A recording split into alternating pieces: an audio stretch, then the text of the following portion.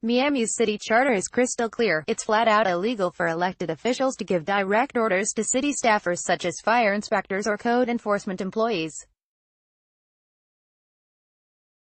If the mayor or a city commissioner breaks that edict, they can face a $500 fine, 60 days in jail, and immediate removal from office. Miami Commissioner Joe Carollo did exactly that, at least according to two city employees who told the Miami-Dade County Commission on Ethics. Those employees' allegations came during an investigation launched this past March when Bill Fuller, co-owner of the nightclub Ball. Neither Carollo nor his lawyer, Ben Kina, responded to messages from New Times about those employees' claims. Fuller's lawyer, Alex Arlovska, declined to comment. If Carollo indeed violated the charter by directly bossing around city employees, it would be up to Miami-Dade State Attorney Catherine Fernandez-Rendell's office to take action. Her spokesperson also didn't respond to queries for this story. Either way, Carollo has some serious questions to answer about whether he illegally pressured city employees to attack his enemies. Testimony to the ethics board was included in a 38-page report released last week after Fuller dropped his complaint. His attorney says Fuller stands by the claims but has decided to pursue a criminal or civil case instead. The first city employee, Fire Inspector Carlos Diaz, told the ethics board that on February 18, Stephen Miro, a former aide in Carollo's office who separately alleged Carollo pressured him to lie to ethics investigators, reported that a food truck operating on one of Fuller's lots was selling spoiled food and not operating with proper permits. Diaz then said that Miro handed him a cell phone and that Carollo was on the other end of the line. Diaz said Carollo told him that he was concerned for the citizens of Little Havana and that he had also heard the truck was selling spoiled food. The commissioner then allegedly asked fire inspectors to follow up with the owners of the food truck. Diaz's tale was echoed by another city employee, Code Compliance Inspector Dennis Uriarte, who told ethics investigators he met with Carollo twice even though Uriarte technically patrols Coconut Grove in Commissioner Ken Russell's district. In one instance, Uriarte said Carollo told him that a construction site at 1600 Southwest 8th Street was operating without permits. Uriarte said once he looked into the site, he learned Carollo was incorrect. In the second, more egregious case, Uriarte said Carollo personally took him on a ride-along around Little Havana, where the commissioner pointed out various businesses and sites and asked Uriarte to investigate them. Uriarte told the ethics panel he responded to Carollo that because he did not cover Little Havana, he would pass the complaint on to his supervisor, Daniel Sierra. Uriarte added that he'd never received direct instruction from a city commissioner before and that, in his 2.5 years, that was the first time, and it's been the only time, and the directions from commissioners are not usual. Perhaps that's because those kinds of instructions are violations of the city charter. Interestingly, even former assistant city manager Albert Parges, considered a Carollo ally, said as much to the ethics board.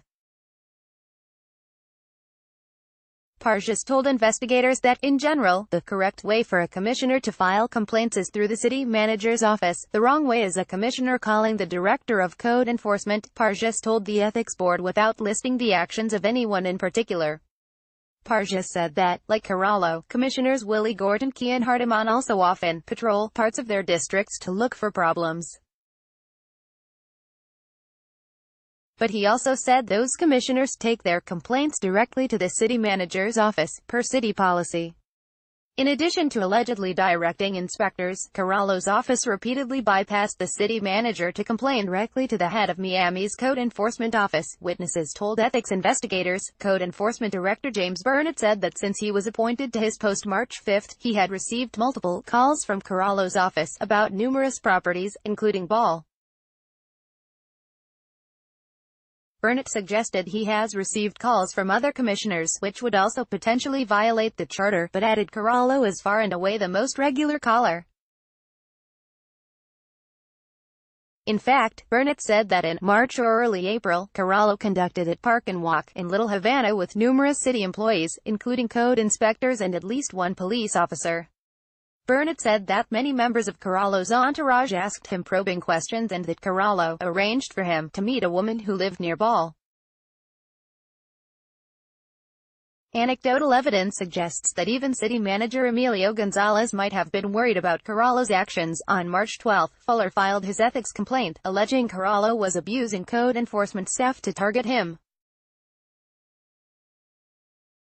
Just 4 days later, Gonzalez issued a citywide bulletin, warning city commissioners not to interfere with city employees. As local blogger Al Crespo first reported, the citywide bulletin referenced the exact city charter section 4D, which warns commissioners they can be removed from office and even jailed for interfering with the city manager's employees. One employee at City Hall, who did not want to be named because they weren't authorized to speak to the media, stated it was common knowledge at City Hall that when Gonzalez sent this bulletin, Carollo had been directing code enforcement officers in Little Havana. The employee said many assumed Gonzalez's bulletin was a veiled reference to Carollo's alleged actions. It's also true, though, that Rundle's office has rarely, if ever, charged sitting politicians for violating this section of the charter, which is meant to prevent city employees from feeling pressure to do politicians' bidding. Carollo, a former Miami mayor, was long ago labeled Crazy Joe by the press.